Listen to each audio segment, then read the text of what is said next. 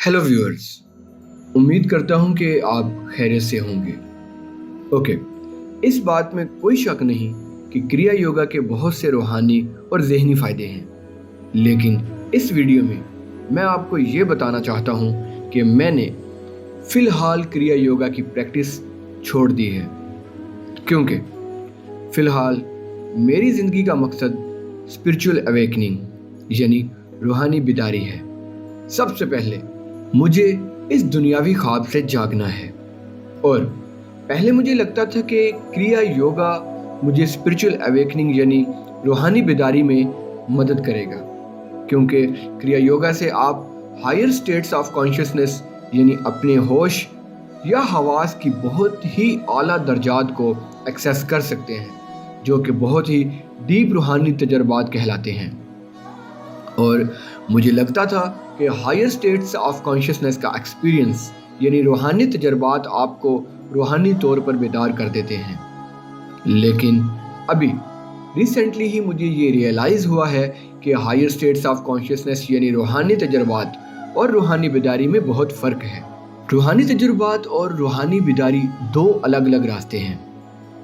ऐसा भी हो सकता है कि आप मुख्तलिफ तरीक़ों से रूहानी तजर्बात तो कर सकें, लेकिन आप रूहानी तौर पर बेदार ना हों। तो ये दोनों गोल्स यानी मकासद अपने आप में एक दूसरे से बहुत मुख्तलिफ हैं, और इनका रिज़ल्ट और आउटकम भी एक दूसरे से मुख्तलिफ है।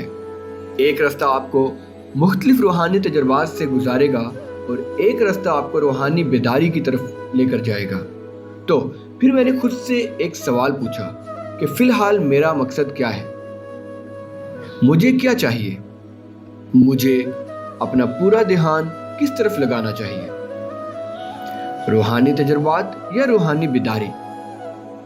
और मेरे दिल ने मुझे जवाब दिया कि हाँ, मैं मुख्तलिफ रूहानी तजर्बात को एंजॉय तो करना चाहता हूँ, लेकिन फ़िलहाल मेरी first priority spiritual awakening enlightenment यानी रूहानी बिदारी है, और मुझे अपना सारा ध्यान क्रिया योगा की बजाय रूहानी बेदारी की तरफ देना चाहिए। बाकी सारी चीज़ें जैसे कि योगा, ब्रीदिंग एक्सरसाइजेज यानी सांस की मशकें वगैरह, इन सब को हायर स्टेट्स ऑफ कॉन्शियसनेस को एक्सपीरियंस करने के लिए यानी आला से आला रूहानी तजर्बात के लिए तो इस्तेमाल किया जा सकता है, लेकिन ये चीज़ें सेल्फ रियलाइजेशन यानी खुद को जानने के रास्ते में रुकावट खड़ी करती हैं। हमारा ईगो माइंड यानी अनाई दिमाग हमें हमेशा इन किस्म की चीज़ों में मसरूफ़ रखना चाहता है, ताकि हम इस एलिजियरी और इमेजिनरी ड्रीम से जाग ना सकें। अब मेरा पूरा ध्यान सेल्फ रियलाइजेशन यानी अपने असल नेचर की पहचान की तरफ है। क्रिया योगा की प्रैक्टिस के दिनों में मैं शमानिक ब्रीदिंग की भी प्रैक्टिस करता रहा हूँ, जिसमें मुझे काफ़ी मिस्टिकल एक्सपीरियंसेस भी हुए और काफ़ी फ़ायदा भी हुआ। लेकिन अपने असल मकसद के हसूल के लिए मैंने फ़िलहाल शमानिक ब्रीदिंग भी छोड़ दी है। लेकिन मेरे शमानिक ब्रीदिंग के जो भी एक्सपीरियंसेस थे वो मैं ज़रूर आपके साथ अगली वीडियोज़ में शेयर करूँगा। मिलते हैं अगली वीडियो में। Take care, bye bye.